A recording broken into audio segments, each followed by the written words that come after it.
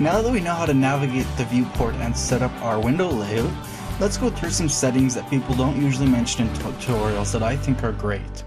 If you're not a tweaker, not the bad kind that is, then this video probably won't bring much, but I'm going to quickly go through some settings that might help certain people from different backgrounds, settings that confuse me at first, and settings that might be important for performance. Let me introduce myself, Insomnia from Unreal Tech, a division of Blender Tech, and welcome to another video. If you enjoy it or learn something, consider liking and subscribing for more Unreal, Blender, coding, and all sorts of other CG related videos. Lastly, don't forget our motto, create your way. So let's jump right in. With a project open, whether it be a template, blank, or an example project, it still doesn't matter yet. Just make sure you have the same window open as me. If you don't have a project open, you can always go File, New Project from a project that you have open, or in the Epic Games Launcher, you can always hit launch on an engine version that you have installed. So let's get started. I'll be making some quick notes for users coming from Unity, but only those that are basic. And once those are out of the way, I'll rarely, if ever, be mentioning Unity in the rest of this video series. First of all, you'll notice that all my particle emitters, my candle flames, are moving in the viewport in real time. And you can even see the light moving on the ground a little bit. This is because I have, under this little arrow here in the corner of our viewport, a setting called real-time checked off. As you can see, toggles real-time rendering in this viewport. If we uncheck that, everything stops rendering. This will save you a ton of performance. With that enabled, yes, it's nice to see just for seeing how stuff's setting up without hitting play, but hitting play is so easy anyways. I usually have that turned off because it really can drag down your performance when you have a complicated scene such as this. Under your main settings here, we have an actual settings button. If you hit the little arrow next to it, we have a ton of settings, but what I want to go to is engine scalability settings. A lot of people, when they first start on Unreal, they say, why does my game look like crap? Everything is aliased, all my textures are all in low resolution, my models are blurry, what's going on? That's because sometimes projects are set to low. You can see how immediately all my lighting goes away, everything looks really blurry and jagged. That's because the settings are low, and if I was to build the lighting, it would be even worse. I run it on Epic, and generally I don't have a problem even scenes like this with nearly a million triangles. But you'll notice that my lighting isn't enabled anymore because I set it to low. I would have to hit build or build lighting only to get that back. Just something to be aware of if you're thinking that your project isn't looking as good as it should in Unreal. So how do we get to our actual settings? A word of warning, there are a million settings compared to Unity. It may seem daunting at first, so I'm just going to go over some useful ones. So to find your settings, just simply go Edit, and down at Configuration, we have Editor Preferences and Project Settings. I'm going to click on Editor Preferences first. It'll bring up a tab just like this. If it's undocked like that, then just click and drag the tab and drag it onto the top menu bar so that we have it available. We'll do the same for Project Settings. As you can see, it opened up a tab. I'm just going to drag it onto my top menu bar. You can do this with anything in Unreal. Makes it nice and easy to quickly go through tabs. Let's start with the editor preferences because obviously that's all around general settings. One of the first things that got me for the longest time is show friendly variable names. Now by default this is checked. I like to keep it unchecked because what this does is, let me open up a blueprint very quickly. This cube blueprint. You'll see if I create a new variable and I type it in camel case, something like my variable name. Obviously, it starts with the lowercase m. It's in camel case. Now, if I drag it in and get it, you'll see it comes out exactly as I typed it.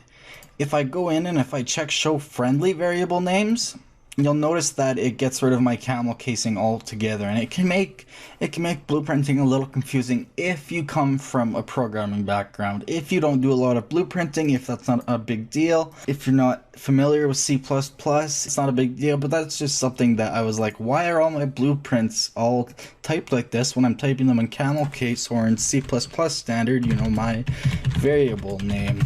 And then you see how it does the exact same thing. When if I go back and uncheck that again, it's back exactly the way I like it. So just one of the first things that I always do.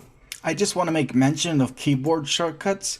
There are hotkeys for everything. I have not learned them yet. I've only learned some of the core ones, but you can find them here and you can set them here. That's for everything to do in the editor. I'm not going to go over that.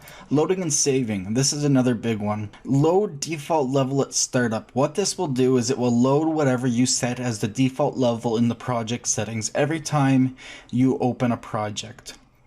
That's stock. I generally leave that checked off, but some people don't like that when they're working on many levels and they want a different level loaded at startup, whatever level they set it to be.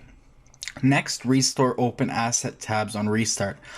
This is unchecked by default. I like to have it checked because what this does is, let's say I close the editor down right now. The next time I open it, I'll still have these 4 tabs open, whereas with it checked off from stock, I would just have my main window open. So I like to have that checked so that it opens up everything. Another setting, monitor content directories. I happen to have it unchecked here because I had a lot of content, but it's nice to have it checked off so that any content that does get added to your directories, whether it's from another project or from some content that you bought from somebody, this will continually monitor your content directory in your project folder and import stuff automatically. However, it can be a resource hog, so you can see it monitors your main content directory by default. So big projects, I leave that unchecked. However, if you notice that stuff isn't importing properly, it's probably best to leave that checked, especially if you're importing .u asset files manually from other projects. Lastly on this page, autosave. Autosave is great. Unreal 4 is still not the most stable. It does crash a lot, but at stock settings, I think it's every 5 or 10 minutes. It gets quite annoying.